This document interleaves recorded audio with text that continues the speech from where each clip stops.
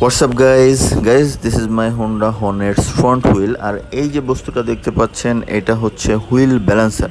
আমি যখন হোন্ডা হর্নেটটা কিনি তখন এই হুইল ব্যালেন্সারটা ছিল। আর আরও অনেক হোন্ডা হর্নেটই দেখছি যেখানে এই হুইল ব্যালেন্সার অলরেডি ইনস্টল করা, মানে যখন বাইকটা পারচেস করা হয়েছে তখনই এটা ছিল। তার মানে হচ্ছে হোন্ডা হর্নেটে কেনার সময় আসলে হুইল ব্যালেন্সার ছিল, তার মানে ম্যানুফ্যাকচারিং ডিফেক্ট ছিল, হুইলের ব্যালেন্সটা ছিল না বা হুইলের ওয়েট ডিস্ট্রিবিউশনটা ইকুয়ালি ডিস্ট্রিবিউটেড ছিল না, যে কারণে হুইল ব্যালেন্সারটা দেয়া প্রয়োজন ছিল হোন্ডার কাছে। সো আমার কাছে মনে হয় এটা একটু অড ব্যাপার যে একটা বাইক নতুন অবস্থায় কেন হুইল ব্যালেন্সার দেয়া থাকবে, যেহেতু বাইকটা আগে চলে নাই। বাইকটা কিছু কিলোমিটার চলুক তারপরে হুইল ব্যালেন্সিংয়ের প্রয়োজন হতে পারে। আর একটা মোটরসাইকেলে ইউজুয়ালি 2 থেকে 3 হাজার কিলোমিটার পর পর হুইল ব্যালেন্সিং চেক করা উচিত। চলেন একটু হুইল ব্যালেন্সিং কী জিনিস বোঝানোর চেষ্টা করি।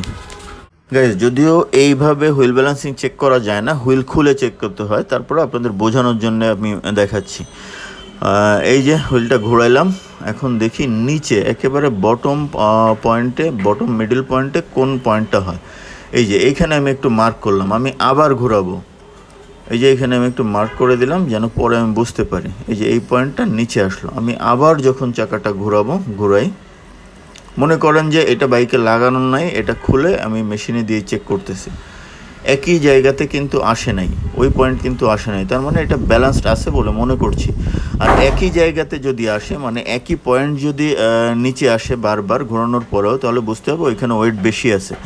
সেক্ষেত্রে ওই পয়েন্টের ঠিক অপোজিটে, ওই পয়েন্টের ঠিক উপরের পার্টে ওইখানে ওয়েট ইনস্টল করতে হয়। যদি মেশিনে চেক করেন সেক্ষেত্রে উপরে কোন জায়গাতে ওয়েট ইনস্টল করতে হবে এবং কতটুকু ওয়েট দিতে হবে মেশিনে বলে দিবে। আদারওয়াইজ নিজেরা ম্যানুয়ালি চেক করে দেখা যায়, এটা খুব একটা অসুবিধার কিছু না। আর টু হুইলারের জন্য ম্যানুয়াল সিস্টেমই বেস্ট, ম্যানুয়াল সিস্টেমই ভালো কাজ করে খুব সহজে, আর এটা নিজেরাও করে ফেলা সম্ভব হয়। সো এই হচ্ছে হুইল ব্যালেন্সিং। আর হুইল ব্যালেন্সিং রাইটলি না হলে কি হতে পারে? হুইল ব্যালেন্সিংয়ের ইম্প্যাক্ট হচ্ছে, 1 নম্বর, আপনি যখন বাইকটা রাইড করবেন মনে হবে বাইকটা লাফাচ্ছে, আপনার হাওয়া বা এয়ার প্রেশার রাইট আছে তারপরেও বাইকটা লাফাচ্ছে। আপনার হ্যান্ডেলবারে আপনি ভাইব্রেশন ফিল করবেন, আপনার বল রেসার খুব কুইকলি নষ্ট হয়ে যাবে, আপনার অয়েল সিল কেটে যেতে পারে, তারপরে হচ্ছে আপনার বিয়ারিং কুইকলি নষ্ট হবে। প্লাস আপনি যখন ইমার্জেন্সি সিচুয়েশানে ব্রেকিং করবেন, বাইকের ব্রেকিং ব্যালেন্স কন্ট্রোল কোনোটাই ঠিকমতো পাবেন, এবং এইটা মারাত্মক পর্যায়ে যদি হুইল আনব্যালেন্স থাকে সেটা কিন্তু বাইকে আপনার জন্য ডেঞ্জারাস হতে পারে, এটা আপনার বড় অ্যাক্সিডেন্টেরও কারণ হতে পারে।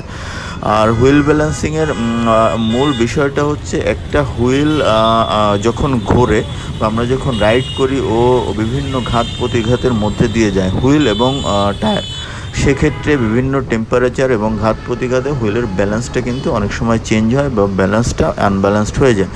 আর প্রসেসটা হচ্ছে, একটা হুইল, রিম এবং টায়ার সহ এটার ব্যালেন্সটা ইকুয়ালি ডিস্ট্রিবিউটেড হতে হবে। ইকুয়ালি ডিস্ট্রিবিউটেড না হলে তখন কিন্তু হুইল আনব্যালেন্সড হয়ে যাবে, সেক্ষেত্রে আপনি প্রবলেম ফেস করবেন, যে প্রবলেমগুলো বললাম।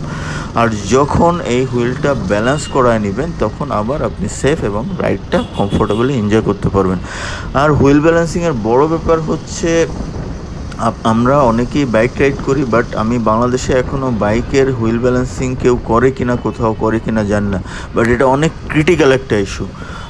আমি আমার হুইল ব্যালেন্সিংটা খুব শীঘ্রই করাবো খুলনাতে। আমি জানি না যারা গাড়ির বা কারের হুইল ব্যালেন্সিং করে তারা যদি রাজি হয় তাদের দিয়ে করাবো, নইলে আমি নিজে করবো। বাট হুইল ব্যালেন্সিংটা খুবই জরুরি, মানে আমার মনে হচ্ছে যেহেতু হোন্ডা হর্নেট ম্যানুফ্যাকচারিংয়ে ডিফেক্ট ছিল, মানে কেনার সময় ফ্রন্ট হুইলে হুইল ব্যালেন্সার দেওয়া ছিল, আর আমার রাইড করতে করতে আমার মনে হয় আমার ফ্রন্ট হুইলে হুইল ব্যালেন্সিংয়ে প্রয়োজন আছে, আমার যেটা মনে হয়। সো আমি এটা নিজে চেক করাবো। আর হুইল ব্যালেন্সিং নিয়ে যতটুকু যা জানি বোঝানোর চেষ্টা করলাম। যদি কোনো কোশ্চেন থাকে আপনাদেরকে বা কোনো গ্যাপ রেখে থাকি এই ব্লগে, প্লিজ আমাকে কমেন্ট করে জানাবেন, আমি অ্যান্সার দেওয়ার চেষ্টা করব। তবে একটু সাম আপ করি, হুইল ব্যালেন্সিং কী জিনিস। হুইল ব্যালেন্সিংটা হচ্ছে, একটা হুইল এবং টায়ার দুইটা যখন লাগানো হয়, লাগানোর পরে ওইটার ওয়েট ইকুয়ালি ডিস্ট্রিবিউটেড থাকবে প্রত্যেকটা প্লেসে, মানে প্রত্যেকটা জায়গায় সমান ওজন থাকবে। কোথাও যদি ওয়েট বেশি কম হয়ে যায় সেক্ষেত্রে কিন্তু হুইল আনব্যালেন্সড হয়ে যাবে। ইভেন 1-2 আউন্স ওয়েট বেশি কমের জন্য অনেক বড় প্রবলেম হতে পারে। ইম্প্যাক্টগুলো কী হয় আবার একটু সাম আপ করি। হ্যান্ডেল বারে ভাইব্রেশন ফিল করবেন, বাইক কাঁপাকাঁপি করবে, সামনের মনে হবে যে টায়ার প্রেশার বেশি আছে, বাইক অকারণে লাফাবে, মনে হবে রাস্তার সমান নাই, আপনার বল রেসার নষ্ট হয়ে যেতে পারে, অয়েল সিল কেটে যেতে পারে, বিয়ারিংয়ের আয়ু কমে যাবে, ইভেন সামনের শকারেরও যথেষ্ট ক্ষতি হবে, শকার ডিউরেবিলিটি কমে যাবে। সো এই হইল আপনার হুইল ব্যালেন্সিংয়ের ইন ডিটেইলস। আর হুইল ব্যালেন্সিং নিয়ে আমার হুইল ব্যালেন্সিং যখন করাবো এটা নিয়ে আরেকটা ব্লগ করব ইন ডিটেইলস, তখন প্র্যাকটিক্যালি সব কিছু দেখানোর চেষ্টা করব। সো গাইস, আজকের মতো রাখছি। গিয়েছিলাম খুলনা রেলওয়ে স্টেশনে একজনের জন্য ইমার্জেন্সি রেলওয়ে টিকিট কাটতে, এখন বাসায় গিয়ে ইফতারি করব। সবাইকে রমজানের শুভেচ্ছা, দেখা হবে অন্য কোনো ব্লগে। Tata, bye bye.